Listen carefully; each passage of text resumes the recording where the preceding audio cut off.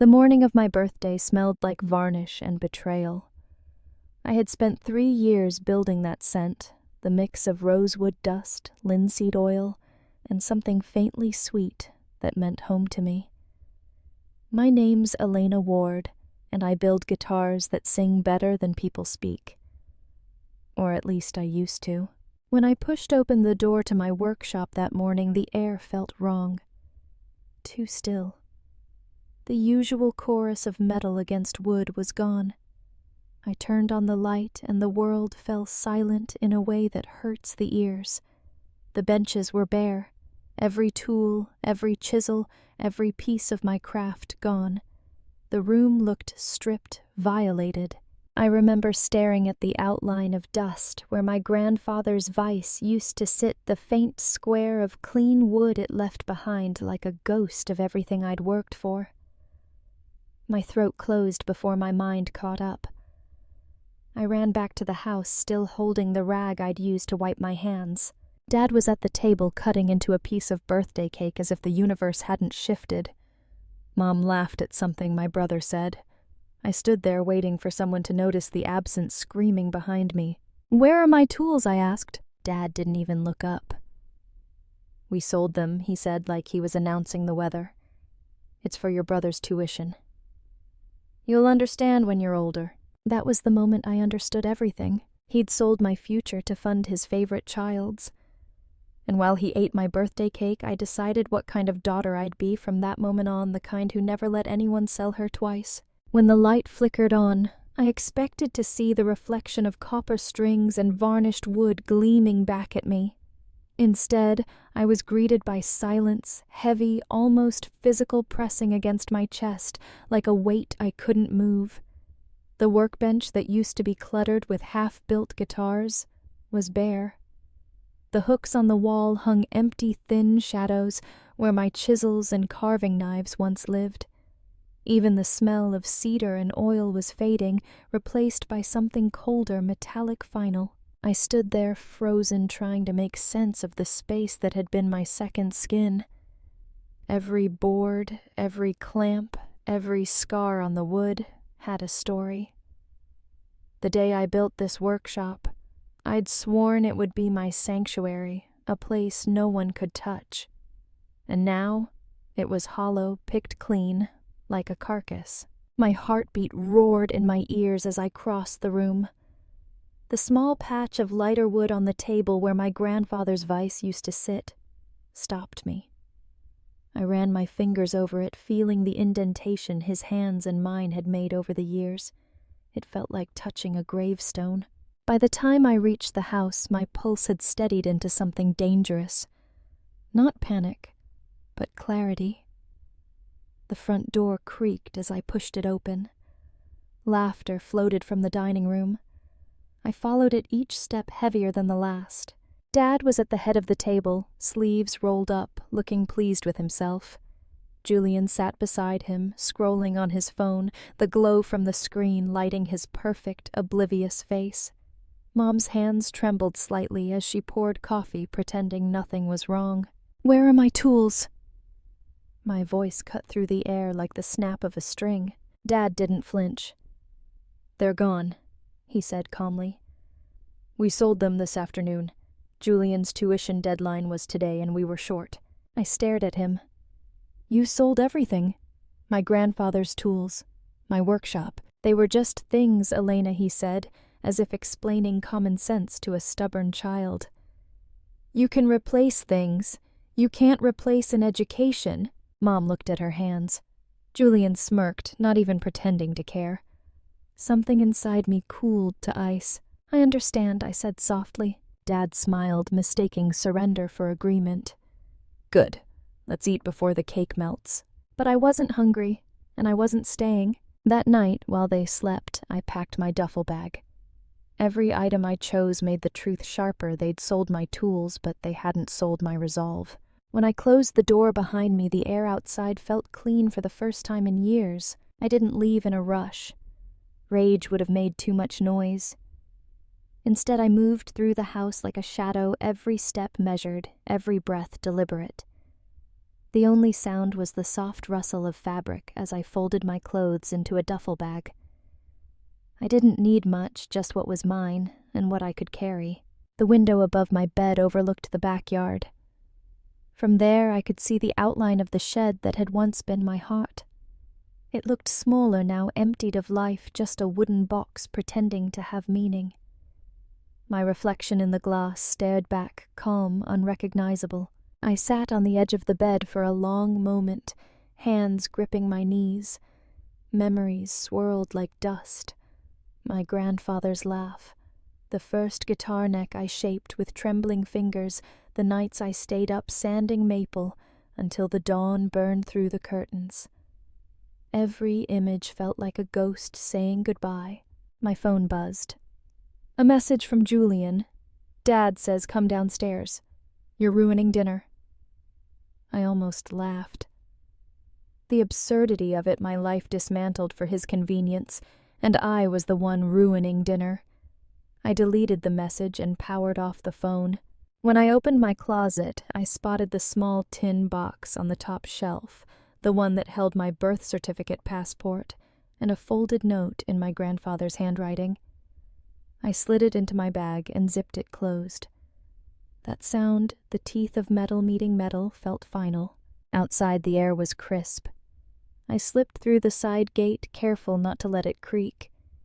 My car sat in the driveway, half buried under autumn leaves.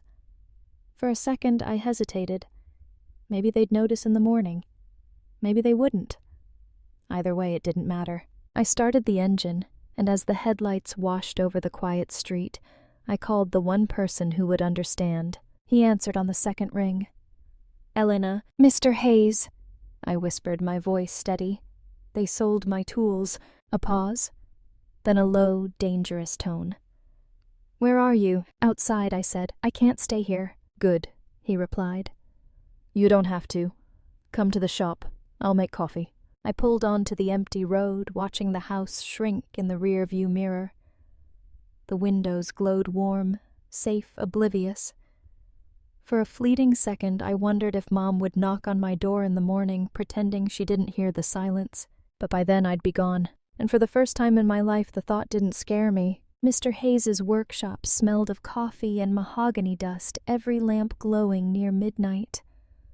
I sat by the window, hands trembling not from fear but restraint. They sold everything Hayes asked, all of it, even my grandfather's box. He frowned. Then we make our own decision. We listed every stolen tool, chisels, carving knives, the humidity system. Who'd buy this? He asked. Howard Green, I replied. Hayes called him. Green admitted buying the tools from a man claiming his daughter quit. Hayes said coldly, That daughter's beside me. Those tools were stolen. Green demanded proof.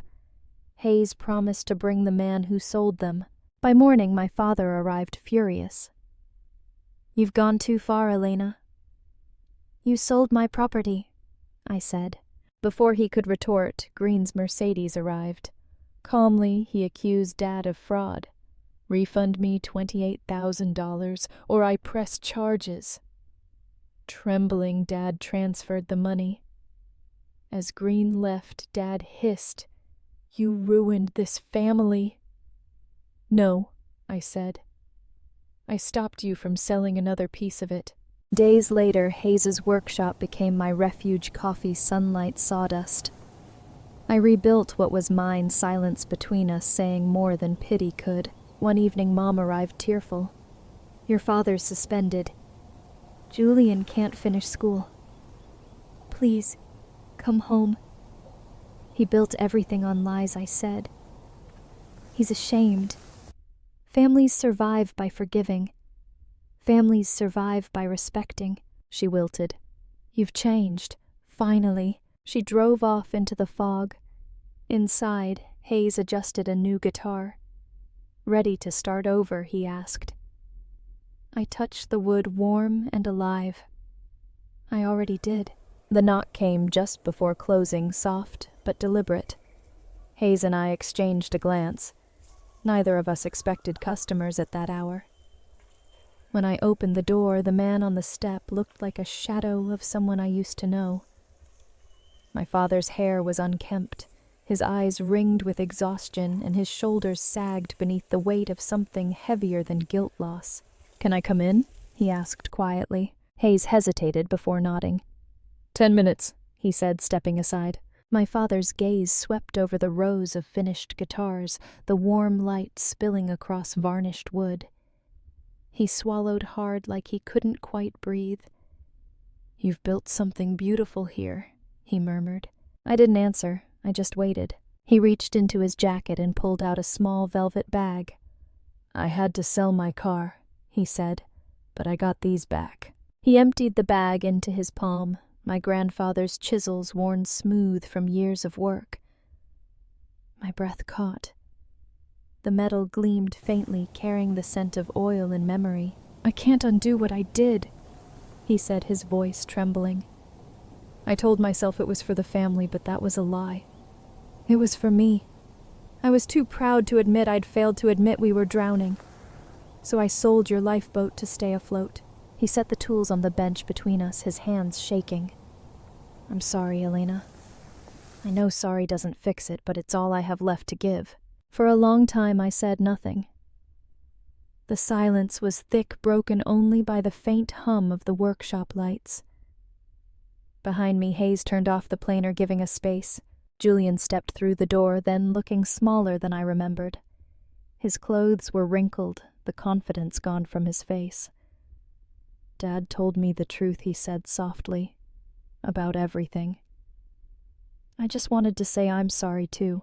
I looked at the two of them, father and son, stripped of all the armor money and pride once gave them. The ache that had lived in me for so long began to loosen, not because I forgave them completely, but because I finally didn't need to hate them. I took the chisels, holding them carefully, reverently. "Thank you," I said. "That's enough." Dad's lip quivered, a man trying not to break. "Will you ever come home?" "I am home," I said. He nodded slowly, understanding more than words could hold. Then he turned and walked out, Julian following behind. When the door closed, Hayes looked at me with quiet pride. "You did what most people can't," he said. I smiled faintly, running my thumb along the handle of my grandfather's tool. "I didn't win," I said. "I just stopped losing." Outside, the night was still. Inside, the workshop hummed with the quiet pulse of new beginnings. The next morning, I woke before sunrise. The shop was silent, except for the steady rhythm of rain tapping against the windows. I brewed coffee, rolled up my sleeves, and set his chisels on the workbench. Their handles were worn, the steel dulled with time, but to me they were perfect. For a long moment, I simply looked at them, remembering the way my grandfather's hands guided mine when I was a child. "Listen to the wood," he'd said. "It already knows what it wants to be." Back then I thought he meant guitars. Now I knew he meant me. I chose a piece of maple from the stack beneath the bench, ran my fingers across the grain, and began to carve. Each stroke was slow, deliberate, alive. The sound filled the room, wood meeting steel pane, turning into purpose. By the time the first light broke through the window, the shape of something new had started to emerge. I didn't think about my father or the house or what they might be doing now. They had their own lessons to learn, and I had mine. Forgiveness, I'd realized, wasn't about letting them back in. It was about letting myself move forward. When I finished shaping the first curve, I set the chisel down and listened. The workshop breathed again, soft, steady, patient. Maybe one day I'd hang a sign above the door that said Ward and Hayes Luthieri. Maybe I wouldn't. For now it was enough to know that the music hadn't died. I wiped my hands, looked at the faint reflection in the varnished wood, and whispered to the empty room. I built this life with what was left, and somehow it's still beautiful.